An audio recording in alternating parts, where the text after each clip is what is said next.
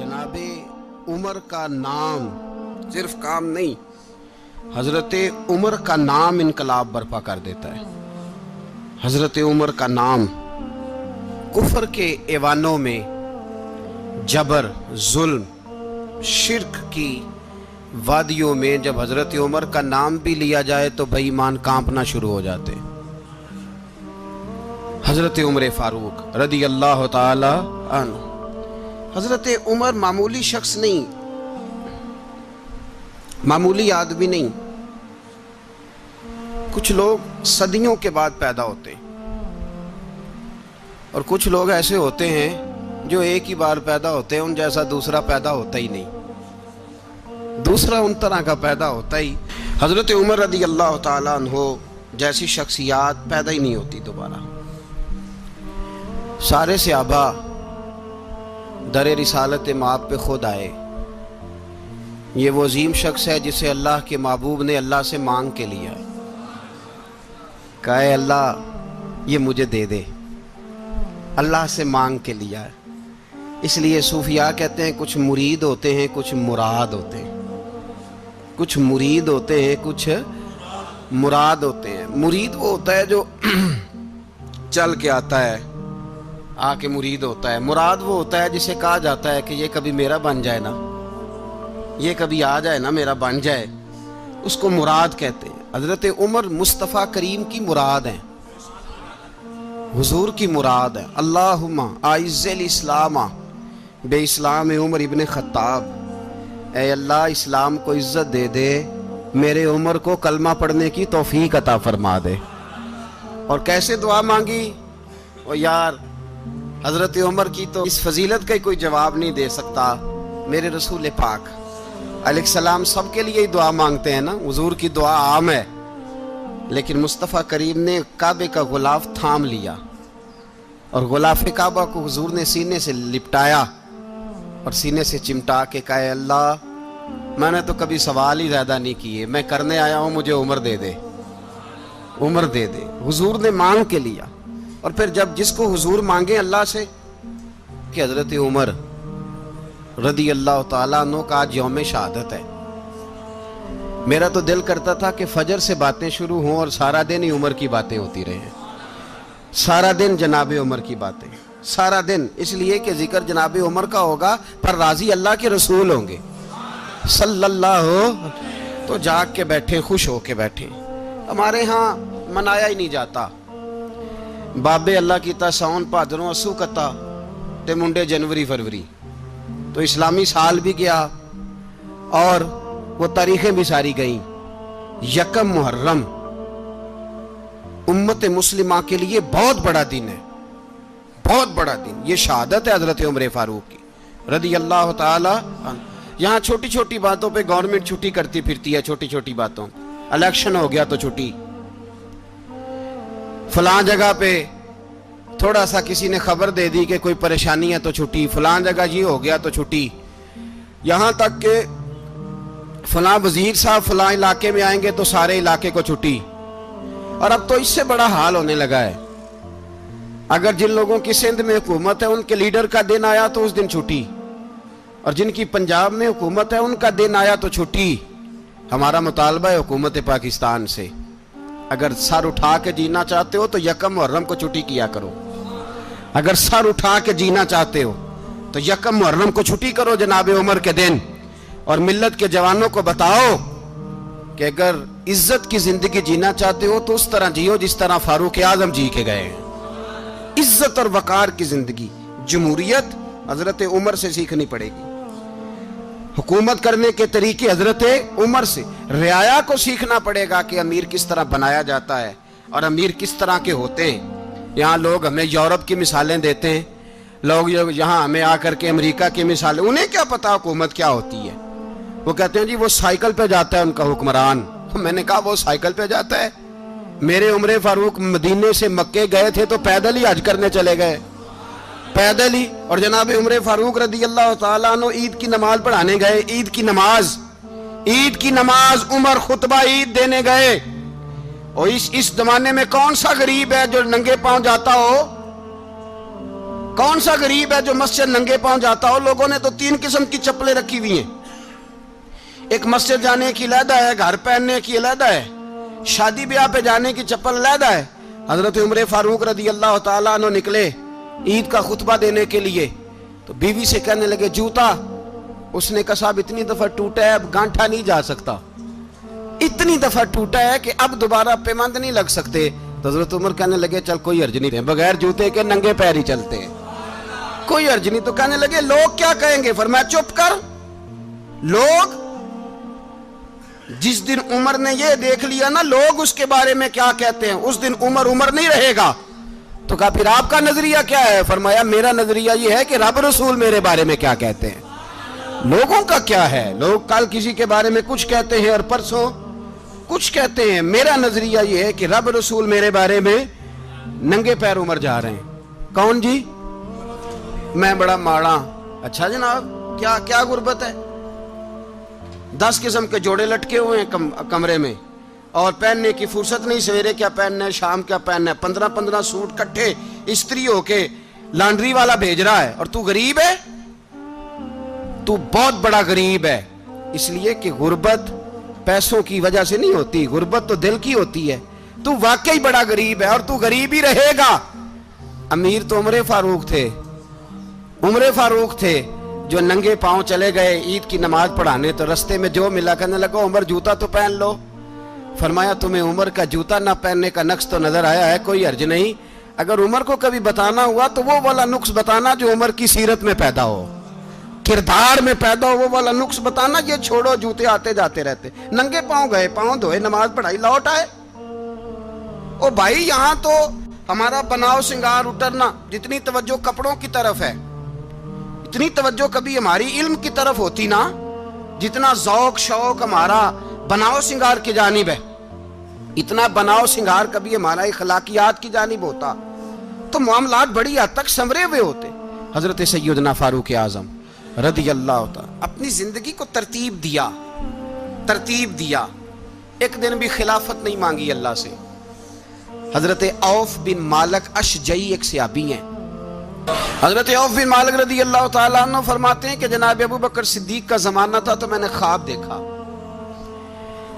میں نے خواب میں جناب عمر کو دیکھا، اور میں نے دیکھا کہ کوئی کہنے والا کہہ رہا ہے کہ عمر وہ ہے کہ اللہ کے رستے میں کوئی اسے جتنا مرضی برا بھلا کہے یہ پرواہ نہیں کرتا۔ کس کے رستے میں؟ بولے سارے۔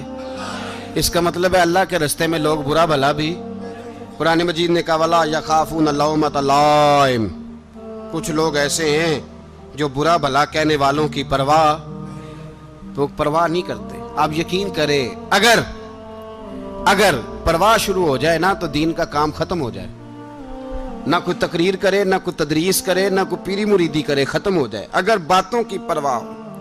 لیکن وہ پرواہ، حضرت عوف بن مالک اشجعی کہتے ہیں میں نے خواب میں دیکھا کہ عمر وہ ہے جو کسی کی پرواہ، اور دوسری بات میں نے یہ دیکھی کہ عمر خلیفہ بنے گا، اور تیسری بات میں نے خواب میں یہ دیکھی کہ عمر شہید بھی کیا جائے گا، عمر شہید بھی ہوگا۔ یہ میں نے 3 باتیں خواب میں دیکھی۔ فرماتے ہیں میں نے آ کے خواب حضرت ابو بکر صدیق کو سنائی، وہ خلیفہ تھے، وہ کہنے لگے ٹھہر جا، میں عمر کو بلاتا ہوں، اس کے سامنے دوبارہ سنانا، اس کے سامنے۔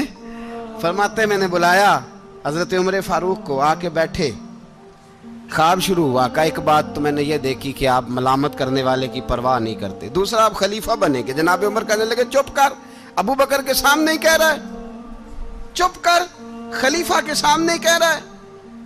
تو حضرت ابو بکر صدیق کہنے لگے عمر اسے کہنے دو، مجھے لگتا ہے رب کی رضا یہی ہے کہ میرے بعد اگر مصطفیٰ کا منبر ملے تو عمر کو ہی ملے، اسے کہنے دو۔ یار یہاں تو لوگ ڈینگے مارتے ہیں، یہاں تو لوگ دعوے کرتے ہیں میرے سامنے فلانے کو بھی بٹھاؤ، فلانے کو بھی بٹھاؤ، اس کو کیا پتا، اس کو کیا پتا، یہ تو بڑکے مارنے کا دور ہے۔ حضرت عمر رضی اللہ تعالیٰ عنہ کو تیسری بات کہی، حضرت عوف بن مالک نے کہا آپ شہید کیے جائیں گے، میں نے خواب دیکھی ہے۔ نیک لوگوں کے خواب بڑی حد تک سچے ہوتے ہیں۔ کہا میں نے خواب دیکھی ہے۔ تو حضرت عمر کہنے لگے شہید تو دلیر لوگ ہوتے ہیں، شہید تو دلیر، جسے سارا زمانہ دلیر کہہ رہا ہے وہ اپنے بارے میں کیا کہہ رہے ہیں؟ کہتے ہیں شہید تو بتلے، میں تو کاہل سا آدمی ہوں، سست آدمی ہوں، میں تو اتنا کام ہی نہیں کرتا، تو یہ خواب تو نے جو دیکھا ہے نا پھر سے دیکھنا۔ تو ابو بکر صدیق فرمانے لگے عاجزی نہ کر، انکساری نہ کر، تو جو کہہ رہا ہے ٹھیک کہہ رہا ہے، لیکن مجھے سن کے شکر بھی ہوا ہے اور افسوس بھی ہوا ہے۔ افسوس اس بات کا کہ تیرے جیسا بتلے عظیم چلا جائے گا، اور شکر اس بات کا کہ رب تجھے زندگی بھی اعزاز والی دے گا، اور شہادت کی موت دے کے اللہ تجھے موت بھی عزت والی عطا فرمائے گا۔ اللہ موت بھی تجھے عزت والی دے گا، تجھے کاہلوں جیسی موت اللہ۔ حضرت فاروق اعظم رضی اللہ، او بھائی یہاں تو اس زمانے کا سب سے بڑا مسئلہ پروٹوکول ہے۔ لوگوں پتہ ہوتا ہے کامل پیر ہے، کامل مرشد ہے، لوگ نہیں جاتے۔ میں کسی کا مرید ہو جاؤں، میرا پروٹوکول کدھر گیا؟ پتہ ہوتا ہے یہ کامل استاد ہے، میں اس کے پاس بیٹھوں گا تو میری تربیت کرے گا، لیکن لوگ شاگرد نہیں بنتے۔ میں کدھر گئی؟ یہ جو پروٹوکول کی مصیبت ہے نا، اس نے بڑے بڑے لوگ زیرو کر دیے، بڑے بڑے لوگ۔ اور یہ مت سمجھے کہ آپ کا وزیر اعظم پروٹوکول لیتا ہے یا آپ کا صدر پروٹوکول، وزراء، ایسی کوئی بات نہیں۔ ہم چھوٹے طبقے سے لے کر بڑے سارے پروٹوکول کے قائل ہیں۔ ہمارا تو داماد بھی کہتا ہے کہ مجھے پوچھا نہیں میں تمہارے گھر کیوں آؤں۔ ہمارا تو بھائی ہر شخص اعلان کرتا ہے پروٹوکول کا، فلانے نے عزت نہیں دی تو واپس آ جاؤ، فلانے نے سلوٹ نہیں کیا تو واپس آ جاؤ۔ لوگ جہاں سلوٹ کرنا چاہیے وہاں بھی سلوٹ کرانے کے قائل ہیں۔ پر حضرت عمر رضی اللہ تعالی، حضرت عمر کی سادگی اور پھر جناب عمر کی عاجزی، جب انسان اپنے اوپر سوار کر لیتا ہے نا، سوار کر لیتا ہے، میں بدکار پرانا خادم، کسے در ملی نٹ ہوئی، تے واصف یار نے نظر جو کی تھی تے واصف ہی ہو۔ میں اکثر سوچتا ہوں حضور نے جہاں بھی کہا نا، فرمایا میرے بعد نبی ہوتے تو خطاب کے بیٹے عمر ہوتے۔ حضور نے فرمایا عمر جس رستے سے جاتا ہے شیطان وہ رستہ بدل جاتا ہے۔ نبی پاک صلی اللہ علیہ وسلم نے فرمایا میرا عمر وہ ہے کہ اس کی زبان پر حق جاری ہے۔ حضور علیہ السلام نے فرمایا 950 سال حضرت جبریل میرے عمر کی شان بیان کریں تو ان کی عظمت ختم نہیں ہوتی۔ 950 سال جبریل عظمت بیان کرے تو ختم نہیں ہوتی۔ یہ بات ہے حضرت عمر کی، اور فرمایا عمر ابو بکر کی نیکیوں میں سے ایک نیکی ہے، یہ شان ہے اب عمر فاروق رضی اللہ تعالیٰ عنہ کی۔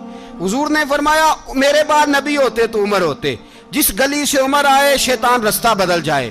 میرے عمر فاروق کی شان 950 سال بیان ہو تو ختم نہ ہو۔ عمر کی زبان پر اللہ حق بیان کرتا ہے، جو عمر کہتا ہے وہی رب کر دیتا ہے۔ حضور ساری زندگی فضیلتیں بیان کرتے رہے، عمر جواب میں کیا کہتے ہیں؟ کوئی بتائے نا کہ یہ والی حدیثیں کبھی عمر نے بھی روایت کی ہوں کہ حضور نے میرے بارے میں یہ کہا ہے۔ یہ روایتیں وہ روایت نہیں کرتے، ان سے جب لوگ کہتے عمر تیری بڑی بات ہے تو عمر رو پڑتے، کہتے میں تو اونٹ چرانے والے باپ کا بیٹا ہوں، میں تو اونٹ چرانے والے باپ کا بیٹا، اونٹ چرا۔ اس سے آگے عمر گئے ہی نہیں ساری زندگی، اس سے آگے لفظ ہی نہیں ادا کی۔ اور میں تو بھائی اونٹ چرانے والا، میرا باپ تو اونٹ چرایا کرتا تھا، 10 اونٹ تھے، میری ڈیوٹی ہوتی تھی، سنبھالے نہیں جاتے تھے، ابا ڈنڈوں سے مارتا تھا۔ ساری زندگی عمر حج کرنے گئے، ایک خشک تنا کھجور کا عمر فاروق رضی اللہ تعالیٰ عنہ نے اس کو اپنے کلاوے میں لیا، رونے لگے۔ لوگوں نے کہا عمر کیا ہوا؟ فرمانے لگے یہاں میں اونٹ چرایا کرتا تھا، یہاں میں اونٹ چراتا تھا، 10 اونٹ سنبھالے نہیں جاتے تھے۔ دیکھو رسول اللہ کی شان، آج ساری امت چلانے کا طریقہ عطا فرما دیا ہے، ساری نظریے سے پیار۔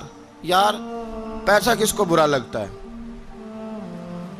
آپ جس آدمی کی 50 کروڑ کی پراپرٹی ہے اس کو پوچھیں سب سے غریب، آپ کو وہی نظر آئے گا، وہ کہے گا میں ٹائٹ ہوں۔ حالات بڑے، میں کئی باری پوچھے انہوں نے، میں کہتا ترجمہ بھی 10 چھڑوں کی، ہمیں تو سمجھ نہیں آتی، اور ٹائٹ حالات کون سے ہوتے ہیں جی؟ جس آدمی کا کروڑوں میں کاروبار ہے نا، اس کو آپ چھیڑے وہ رونے لگ جائے گا، رونے۔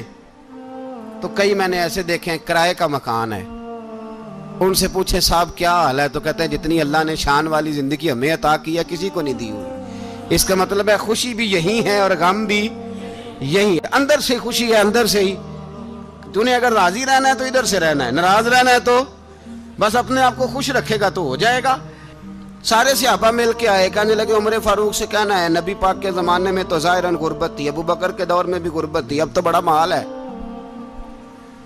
عمر سے سفارش کرو کہ عمر نیا کرتا پہنا کرے۔ ملکوں کے سفیر آتے، عمر وہی پھٹی پرانی چادر اوڑھ کے اور وہی کئی جگہ پہ پیوند لگے سوٹ پہن کے سفیروں کے سامنے بیٹھ جاتا ہے۔ عمر کو مشورہ دو، طے ہو گئی بات۔ سب نے جب مشورہ دے لیا تو سارے کہنے لگے یہ بتاؤ شیر کی مونچھ کو ہاتھ کون لگائے گا؟ کہنا کس نے ہے؟ بندہ بھی تو ڈھونڈو نا۔ نے کہا جناب میرا یہ خیال ہے کہ مولا علی شیر خدا کہیں گے، کیونکہ جس شخص کی عمر کو سب سے زیادہ حیا کرتے دیکھا وہ شیر خدا مولا علی ہے رضی اللہ تعالی علی کہیں گے، اس لیے کہ جناب علی تو کئی دفعہ جب گفتگو کرتے تھے تو حضرت عمر چپ کر جاتے تھے اور فرماتے تھے علی نہ ہوتا تو میں ہلاک ہو جاتا۔ تو کہا علی سے کہو۔ جناب علی شیر خدا کو بلایا، کس کام کے لیے؟ جی اللہ اکبر۔ یہ ذرا اپنے اس دور پہ اس بات کو ذرا لاکا جناب ان سے کہیں کہ زیادہ نہیں، ایک کرتا نیا پہن لے، سفیر آتے ہیں وزیر آتے ہیں تو ایک کرتا نیا پہن لے۔ حضرت علی کو بلایا، آپ فرمانے لگے کوئی اور بات ہوتی تو میں کہہ دیتا، یہ والی میں نہیں کہہ سکتا، کوئی اور ہوتی تو میں عمر کو کئی دفعہ کہہ دیتا ہوں، جلال میں بھی تو سن، یہ والی میں نہیں کہہ سکتا، میں تمہیں ایک مشورہ دیتا ہوں۔ کہا وہ کیا؟ کہنے لگے سید عائشہ صدیقہ سے کہو، وہ مومنوں کی ماں ہیں، عمر ٹالے گا نہیں۔ اماں جی سے جا کے کہا اماں جی نیا کرتا عمر سے کہیں پہن لیں، وزیر آتے ہیں بڑے بڑے لوگ تو چلو کوئی عرض نہیں۔ اماں جی نے کہا اچھا کوئی بات نہیں میں بلا لیتی ہوں۔ جناب عائشہ نے پیغام بھیجا، جب خادم نے کہا نا مصطفیٰ کے گھر سے پیغام آیا ہے تو 20 لوگ بیٹھے تھے، عمر کانپتے ہوئے اٹھے، کانپتے دوڑے۔ حضرت عائشہ پردے میں تھی تو فرماتی ہیں عمر اتحیات کی حالت میں بیٹھ گئے۔ کہا اماں جی دیر تو نہیں ہو گئی مجھے آنے میں؟ کہا نہیں ٹائم پہ آ گئے ہو۔ کس لیے بلایا تھا؟ کہا عمر دیکھو غربت کے معاملات اور ہوتے ہیں، جب اللہ آسانی دے تو کوئی چیز استعمال کرنا حرام نہیں ہوتی، اگر حرام ہے تو بتاؤ۔ کہا نہیں اماں جی حلال ہی ہے۔ تو فرمایا پھر اتنے سفیر آتے ہیں مشیر آتے ہیں، اب تو مال غنیمت بڑا آتا ہے، ڈھیر لگ جاتے ہیں مسجد میں، تو چل ایک نیا کرتا تم بھی پہن لیا کرو، اور آپ نیا کرتا پہنو گے تو دھاک بیٹھے گی غیروں پر۔ تو صحابہ کا مشورہ ہے کہ آپ نیا لباس پہنے۔ اماں جی کہتی ہے میں نے حکم دیا تو عمر چپ کر گئے، گردن جھک گئی۔ تھوڑی دیر کے بعد سیدنا عمر فاروق نے سر اٹھایا تو داڑھی پہ آنسو گر رہے تھے، رو پڑے، کہنے لگے پاک محبوب کی پاک بیوی جیسے حکم کرتی ہو میں حاضر ہوں، پر مجھے وہ والا لباس پہنانا جو میرے مصطفیٰ نے پسند فرمایا ہے، اگر یہ رنگ رسول پاک کا ہے تو میں حاضر ہوں، اور اگر نبی پاک کا نہیں تو پھر جیسے آپ حکم کریں۔ جناب عائشہ کہتے ہیں عمر روئے تو میں زیادہ روئی، میرا پلو بھیگ گیا آنسوؤں سے۔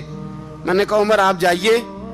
عمر یوں نکلے تو جو صحابہ کھڑے تھے وہ کونے میں تھے، سارے آ گئے۔ کہا اماں جی کیا بناؤ؟ فرمایا بھائی تم سب جو باتیں کہتے ہو وہ اپنی جگہ ٹھیک ہیں، پر عمر جو بات کرتا ہے وہ سب سے زیادہ ٹھیک ہے۔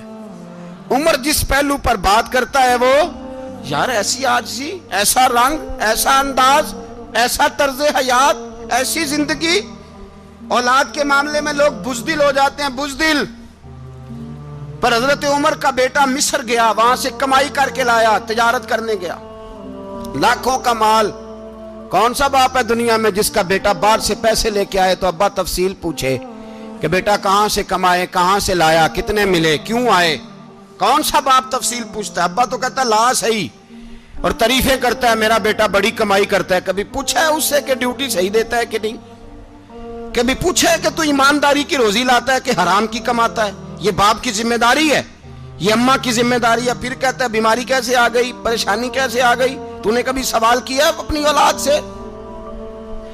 حضرت عمر فاروق رضی اللہ تعالیٰ عنہ کا بیٹا مصر سے پیسے کما کے لایا تو جناب عمر نے بلایا، فرمایا بیٹے اتنی تو تیرے پاس راس ہی نہیں تھی، تھوڑے سے تو پیسے لے کے گیا تھا، اتنی کمائی کیسے ہو گئی؟ اتنے تو پیسے نہیں تھے صاحب، کہاں سے کمائی لائے؟ اس نے کہا ابا جی وہ جو میرے چچا ہے نا مصر کے گورنر، آپ کے دوست، انہوں نے میری مدد کی ہے. فرمایا جتنے لوگ گئے تھے سب کی ہے مدد اس نے؟ کہا نہیں صرف میری کی. فرمایا تیری کیوں کی؟ تیری کیوں کی؟ کہا حضور آپ کے دوست ہیں. فرمایا چپ کر حضور انہوں نے مجھے اتنے پیسے دیے, میں نے کاروبار میں ڈالے تو نفع آیا تو میں ان کی رقم دے کے. فرمایا خاموش ہو جا, باقی جتنے لوگ گئے تھے سب کی مدد کی اس نے؟ کہا نہیں حضور صرف میری کی. فرمایا اس نے تیری مدد نہیں کی, اس نے خلیفہ کے بیٹے کی مدد کی, اس لیے کہ وہ خلیفہ کو اپنے حق میں نرم کر سکے. فرمایا آدھا مال تیرا ہے, آدھا مال غنیمت کا ہے, مال خزانہ کا ہے, مسلمانوں کا ہے, اس لیے کہ تو جو وہاں سے مال کما کے لایا ہے وہ اپنے باپ کے خلیفہ ہونے کی وجہ سے کما کے لایا ہے, لہذا رکھ ادھر. یہاں کہتے ہیں کدھر سے آیا, کیسے آیا, کون سا حساب دیں, کیا کریں؟ او بھائی حضرت عمر رضی اللہ تعالیٰ عنہ کا اپنی اولاد کے بارے میں یہ رنگ ہے. ایک جنگ سے نا خوشبو آئی, خوشبو بڑی مہنگی ہوتی تھی, عرب میں خوشبو آج بھی بڑی مہنگی ہے, وہ زیادہ استعمال کرتے ہیں. میری باتوں کی سمجھ آ رہی ہے میرے بھائی؟ بڑی مہنگی خوشبو تھی. جب وہ خوشبو آئی تو حضرت عمر نے کہا, گھر میں پہلے پہنچی حضرت عمر کے, چونکہ زیادہ عورتیں استعمال کرتی تھی گھر کے اندر خوشبو, مرد بھی لگاتے تھے. حضرت عمر نے اپنی بیوی سے کہا, آپ کی زوجہ تو تھی وہ بڑی خوشبو کو پسند کرتی تھی. حضرت عمر نے اپنی زوجہ سے کہا کہ خوشبو لاؤ, میں نے ایک عورت کی ڈیوٹی لگائی ہے, وہ خوشبو تول کے نا تو حصہ برابر صحابہ میں بانٹ دے گی.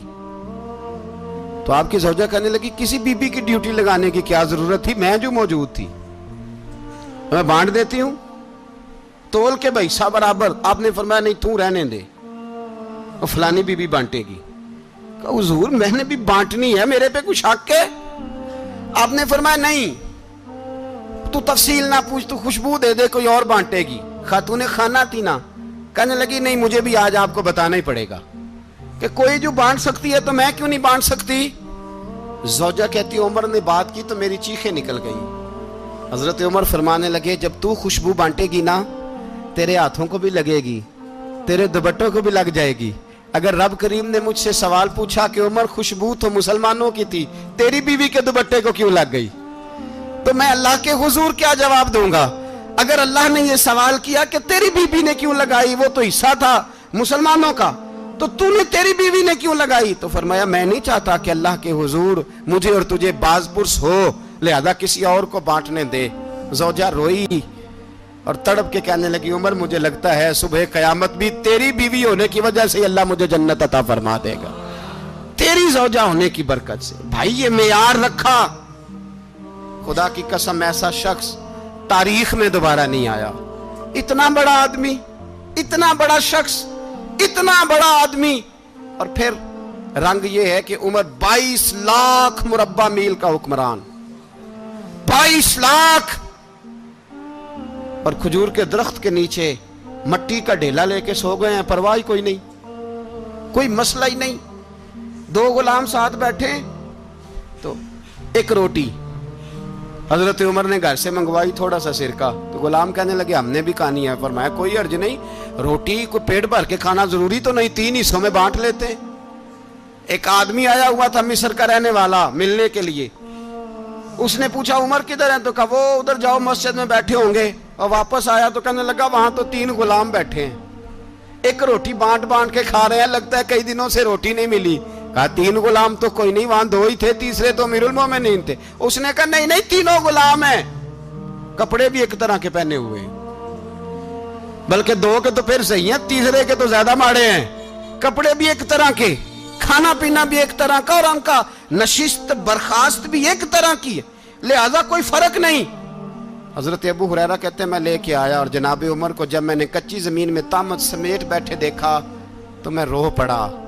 میں نے اس مصر سے آنے والے کو کہا تو اس کے جلوے دیکھ, اگر اس کی ذات میں اتنا حسن ہے تو محمد عربی کا مقام کیا ہوگا. یہ مقام غور ہے, مقام غور.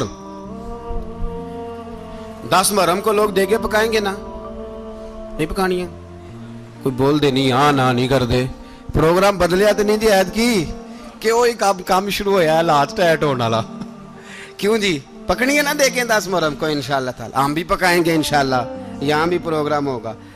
تو 10 محرم کو جو دیگ پکنی ہے تو ایسا نہیں ہو سکتا کہ 1 محرم کو حضرت عمر کے نام کی بھی کوئی پک جائے.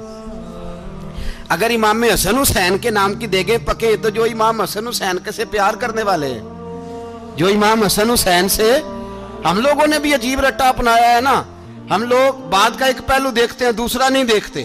حضرت امام حسن اور حسین کو بھی نبی پاک نے شہید کہا، اور جناب عمر کو بھی رسول اللہ نے خود شہید فرمایا، فرمایا شہید ہے، خود فرمایا اپنی زبان سے کہ یہ شہید ہے، خود میرا عمر شہید ہے۔ تو ان کے نام کی دیگ نہیں پکنی چاہیے، اس طرف نہیں ہماری توجہ ہونی چاہیے۔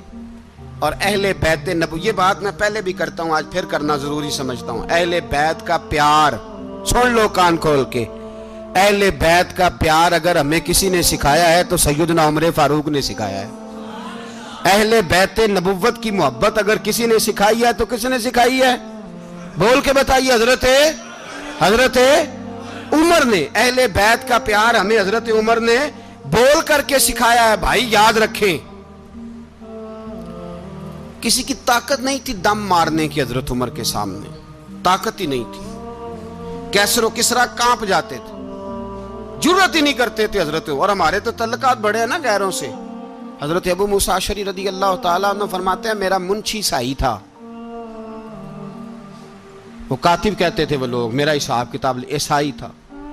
تو فرماتے ہیں ایک دن میں نے وہ سارا حساب کتاب لین دین کے حضرت عمر کو دکھائے تو فرمانے لگے جس نے لکھے ہیں اس کو بلاؤ۔ کہنے لگے حضور مسجد نہیں آ سکتا۔ کیوں نہیں آ سکتا؟ کہنے لگے وہ عیسائی ہے۔ کہتے ہیں حضرت عمر جلال میں آ گئے۔ آپ فرمانے لگے جنہیں رب دور کرتا ہے تم کیوں قریب کرتے ہو؟ جنہیں اللہ دور کرتا ہے۔ فرمایا تم غیروں کو اگر عہدے دو گے تو اپنوں کا کیا بنے گا؟ اگر تم غیروں کو عہدے دو گے تو اپنوں کا، یہ سوچ ہے جو آج برما کے مسلمانوں کے لیے بھی ضروری ہے۔ کہا اگر تم غیروں کو عہدے دو گے تو اپنوں کا۔ ہم نے غیروں کو عہدے دیے تو دیکھا نا اپنے کس طرح کاٹے جا رہے ہیں۔ غیروں کو جو عہدے دے دیے، یرانے سارے غیروں سے، روز دعویٰ ہوتا ہے چین ہمارا سجن ہے، چین ہمارا دوست ہے۔ او بھائی دوست ہے تو اس سے کہو نا کہ برما تو تمہاری ایک چھوٹی سی ریاست ہے، چین کے بغیر تو وہ سانس بھی نہیں لے سکتا، اس کو کہو نا اس حکومت پہ دباؤ ڈالے۔ لیکن ہم لوگوں نے غیروں کو عہدے دیے تو اپنے پس گئے۔ حضرت عمر کہتے تھے ذمی کا ہم ادب کریں گے، ذمی کافر کا ہم، ایسا کافر جو مسلمان ریاست کو قبول کرے، بدامنی نہ پھیلائے۔ ایک آدمی کو آپ نے دیکھا آنکھوں سے نابینا ہے اور بھیک مانگ رہا ہے، تو حضرت عمر کو نظر آ گیا، فرمایا کون ہو؟ اس نے کہا میں یہودی ہوں۔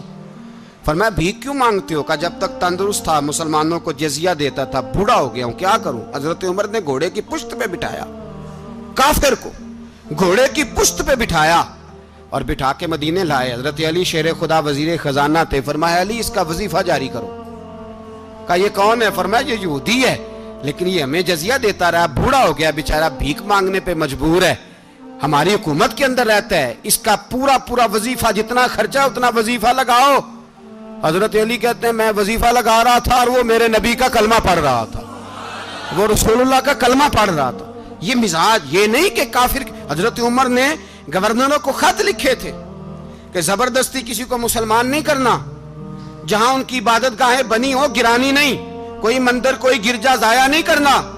اسلام سب کو جینے کا موقع دیتا ہے، پر بے ایمانو ظالمو بدذاتو تمہیں یہ کہتا ہے کہ ہم تمہیں جینے کا موقع دیتے، تم بھی مسلمانوں کو جینے کا موقع دو۔ یہ جہاں بستے ہیں جہاں رہتے ہیں انہیں وہاں جینے کا موقع دو، انہیں بھی اللہ اکبر کہنے کا موقع دو، انہیں بھی قرآن پڑھنے کا موقع دو، انہیں بھی رسول اللہ پر درود پڑھنے کا موقع دو۔ ہمارے ملک میں عیسائی اپنی مرضی سے کھلے عام تبلیغ کرتے ہیں، یہاں تو چینل چلائے ہیں عیسائیوں نے۔ کسی مذہبی جماعت نے کبھی جلوس نکالا ہے کہ عیسائیوں کا چینل بند کرو؟ بولے نکلا ہے کہ نہیں نکلا؟ کتنے ظلم کی بات ہے۔ ہم جب غیر کو اتنا تحفظ دیتے ہیں، اتنا تحفظ دیتے ہیں، ہم نے دیکھا ہے، مجھے بیسیوں لوگوں نے عید پہ ٹیلی فون کیے کہ عیسائیوں کو قربانی کا گوشت دے لیں، مجبور ہیں جی، دروازے پہ آ گئے ہیں، ہمارے کام کاج کرتے ہیں۔ بیسیوں لوگ، عام آدمی کے دل میں ان کا اتنا جذبہ ہے، وہ مسائل کا بیان کرنا ایک علیحدہ بات، لیکن ہمارے دل کافر کے حق میں بھی نرم ہو جاتے ہیں۔ تم کس قدر زیادہ بے ایمان ہو اور کفر کس قدر زیادہ ذلیل ہو گیا ہے کہ مسلمان کے حق میں نرم ہوتا ہی نہیں۔ اور اس سے بڑے ذلیل وہ ہیں جو ان ذلیلوں کے سپورٹر ہیں، وہ کسی عرب ملک کے حکمران ہو یا کسی اور جگہ کے، وہ بڑے ذلیل ہیں جو ان ذلیلوں کے سپورٹر ہیں، جو برما کی بچیوں کے قتل پر اپنی حکومتیں چمکا رہے ہیں، ने शर्म नहीं आती, इस कदर मुसलमान तड़पा है, लेकिन उन बेगैरतों को जरा होश नहीं आई। और ये उनके कमाश, उनके दलाल जो हर जगह उनकी सपोर्ट करके अपनी हुकूमतें कायम करते हैं, बेईमानों को पता नहीं कि कब इन पर अल्लाह का अजाब उतरेगा और किस तरह इनके परखशे उड़ेंगे। तुम्हें अपनी जिल्लत और रुसवाई नजर नहीं आ रही कि जमीन किस तरह तुम्हारे लिए तंग हो गई है? इससे ज्यादा और तुम्हारी रुसवाई क्या होगी? डरो अल्लाह से, और ये तो दुनिया का अजाब है। इन्न बत्श रब्बिक लशदीद, मेरा रब कहता है कयामत तो कायम होने दे। जितना सख्त तेरे रब की पकड़ है, इतनी किसी दूसरे की हो सकती, याद रखें। और थोड़ा एहतियात करें हम सब लोग भी, जो हम लोग आधी जुबान बोल के भी इनकी सपोर्ट करते। अब शर्म आनी चाहिए हमें इन हुकूमतों की सपोर्ट करते जो मुसलमानों की लाशों के ऊपर हुकूमतें कायम करते हैं, शर्म आनी चाहिए। बहरहाल बात दूर निकल जाएगी और मैं अपने मजमून पे रहता हूं। अहले बैत का प्यार अगर सिखाया है तो जनाब उमर ने सिखाया है, रदी अल्लाह ताला अन्हो। इमाम हसन मिलने, आप यकीन करें, मैं जब इस वाकया को पढ़ता हूं तो मेरा दिल झूम जाता है। मैं कहता हूं यार, डाटा होना अपनी जगह पे, इश्क होना अपनी जगह पे, इंसान का बावकार होना अपनी जगह। जहां खड़े होना था वहां ये खड़े होते थे, और जहां झुकना था वहां ये इन लोगों में, इकबाल ने कहा था, तेरी निगाह नाज से दोनों मुराद पा गए, अकले की याबो जुस्तजू इश्के हुजूरो इस तरह। जहां अगर आया है सामने कैसरो किसरा तो उमर जैसा दलेर कोई नहीं, अगर सामने आया ईरान का बादशाह तो उमर जैसा तगड़ा कोई नहीं, अगर आया है सामने गुस्सान का बादशाह तो उमर जैसा आदिल कोई नहीं। लेकिन अगर अली का बेटा आया है, अगर फातिमा के लाल पारे आए हैं, तो फिर फारूक आजम से जैसा मुहिब कोई नहीं, फिर उनसे जैसा प्यार करने वाला कोई नहीं। अंदर बैठे हैं जनाब उमर, अंदर तन्हाई में कुछ वजीरों से गुफ्तगू हो रही है, मीटिंगें जारी हैं। आपके बेटे मिलने आए जनाबे अब्दुल्ला इब्ने उमर, अब्बा जी मिलने आए, बात ठहरो, बात कर रहा हूं, कोई ना अंदर आए। साहबजादा बाहर खड़ा है। थोड़ी देर गुजरी तो इमाम हसन भी आ गए। कौन आए? आपको अजब मिलेगा इमाम साहब का नाम लेने से, वो सरदार हैं जन्नतियों। कौन आए?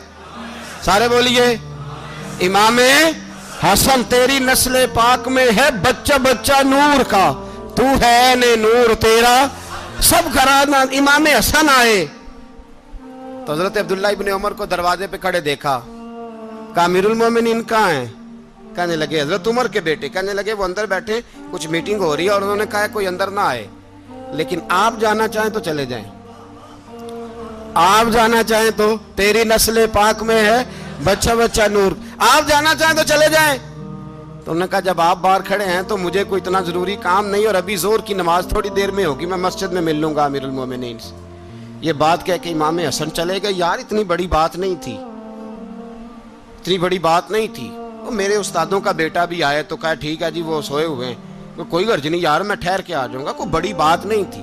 देखा जाए तो बड़ी बात नहीं थी, पर बात बहुत बड़ी थी, इसलिए कि ये खाली हसन नहीं, ये हसन इब्ने अली है, ये हजरत फातिमा के लख्ते जिगर। हजरत उमर बाहर निकले, अब्दुल्ला इब्ने उमर से पूछा कोई आया तो नहीं? तो कहा हुजूर इमाम हसन आए थे। तो कहा फिर शहजादे को अंदर क्यों नहीं भेजा? कहा मैंने कहा था। वो कहने लगे अगर अमीरुल मोमिनीन मसरूफ हैं तो मैं जोहर में मिल लूंगा। हजरत उमर रोने लगे, फरमाया बेटे तूने अच्छा नहीं किया। फिर मस्जिद नहीं गए, सीधे इमाम हसन के दरवाजे दस्तक दी। इमाम हसन बाहर आए, कहा शहजादे आए थे तो मिले क्यों नहीं? तो इमाम हसन कहने लगे हुजूर आपका अपना बेटा दरवाजे पे खड़ा था, आपका अपना बेटा दरवाजे पे खड़ा था, और मना भी किया था आपने, तो मैं जोर में मिल लेता। हजरत इमाम हसन फरमाते जोश जज्बात में जनाबे उमर ने सर से पगड़ी उतार दी, जोश जज्बात में। कहने लगे हसन मेरे बेटे का और आपका क्या मुकाबला? क्या उसकी मां का नाम फातिमा ज़हरा है? क्या उसकी नानी का नाम खतीजतुल कुबरा है? क्या उसके नाने का नाम मोहम्मद मुस्तफा है? आपका और उसका क्या मुकाबला? फिर रो पड़े और कहने लगे बेटे मैं मक्के के सहराओं में ऊंट चराया करता था, ये जो मेरे सर पर इज्जत के बाल हैं ये तेरे नाने के उगाए हुए, मैं मक्के के खबरदार शहजादे खबरदार। ओ भाई अहले बैत नबुव्वत के अदब का रंग अगर सिखाया है तो सैयदना उमर ने सिखाया है। हजरत उमर फारूक अथॉरिटी है, इस्लाम की अथॉरिटी। यकम मुहर्रम हजरत उमर की शहादत है। यहूदी बोल उठा, काफिर बोल उठा, अगर 6 महीने उमर दुनिया में और रहते तो दुनिया में कोई काफिर मौजूद न होता। 6 महीने। और जब इस बतले जलील का जनाजा उठा, अल्लाह, बुखारी पढ़िए ना, अल्लाह मरजुकना शहादतन फी सबीलिक, अल्लाह बिस्तरे की मौत ना देना, शहादत की देना। उमर शहीद हुए, मस्जिद नबी में नमाज पढ़ाते, और जब जनाजा उठा तो मदीने का फिर पीछे जो दलेर बचे वो मौला अली थे। मौला अली, जनाब उमर का जनाजा उठा तो सबसे पहली हाय जो निकली वो हजरत अली की जुबान से निकली, और हजरत अली सारी दाढ़ी आंसुओं से भर गई। लोगों ने कहा कि अली क्या हुआ? फरमाने लगे तुम देख नहीं रहे जनाजा किसका उठा है, पलट के देखो तो सही, तुम पता नहीं है कौन गया है। कहा हुजूर क्या हुआ? आप फरमाने लगे उमर इस तरह के काम करके गया है, अब इनके रस्तों पे कौन चलेगा, कौन इसके जिगर राहे वफा में। मैं नक्श ऐसे छोड़ आया हूँ, मैं जिस मंजिल से गुजरा हूँ वो अब तक याद करती है। हजरत अली हजरत उमर के जनाजे पे खड़े होकर कहते हैं अल्लाह मुझे उस तरह के अमल करने की तौफीक दे जिस तरह की उमर करके गया। मेरे भाई, बतले अजीज, बतले हुर्रियत हजरत उमर रदी अल्लाह ताला अन्हु, जो अपनी जिंदगी इनकलाब वाली गुजार के गए। उमर जब दुनिया से गए तो 80 दिनार का कर्जा था, 22 लाख मुरब्बा मील का हुक्मरान। और अपने बेटे से कहने लगे बेटे कोशिश करना तेरे खानदान वाले मिल के मेरा कर्जा उतार दे, मेरी कब्र पे बोझ ना रहे, और अगर खानदान वाले मदद न करें तो मेरे दोस्तों से बात करना, वो मदद न करें तो फिर अली से बात करना। इनका प्यार आपस में इतना, और तू इख्तलाफ साबित कर रहा है। 80 दिनार का कर्जा छोड़कर हजरत उमर दुनिया से गए, और जाती दफ़ा कह गए मेरे बाद मेरे बच्चों को हुकूमत के मशवरे में भी शामिल ना करना, हुकूमत के मशवरे में भी मेरी औलाद शामिल ना हो। इतना बड़ा शख्स इतना बड़ा रंग दे के यकम मुहर्रम को जब उमर फारूक का विसाल हुआ तो बेटे से कहने लगे अम्मा आयशा से जाके कहो मेरा भी नबी पाक के रोज़े में दफन होने को दिल करता है। एक कब्र की जगह है अम्मा जी ने अपने लिए रखी है, बुखारी है बुखारी। हजरत आयशा के पास साहबजादे गए, कहने लगे अम्मा जी उमर को जख्म लग गया है, हालत बड़ी परेशानी वाली है। वो कहते हैं अगर अम्मा इजाज़त दें। सैयद आयशा रो पड़ी, फरमाने लगी कि वो अपनी कब्र की जगह तो नहीं ना किसी को देता, पर उमर ने कमाल ही बड़ा किया। उसे कहो जाओ गुंबद खजरा में क़यामत तक जो मुस्तफ़ा पे और अबू बकर पे सलाम पड़ेगा वो तुझ पे भी सलाम पढ़ के जाएगा, जाओ मैंने जगह दी।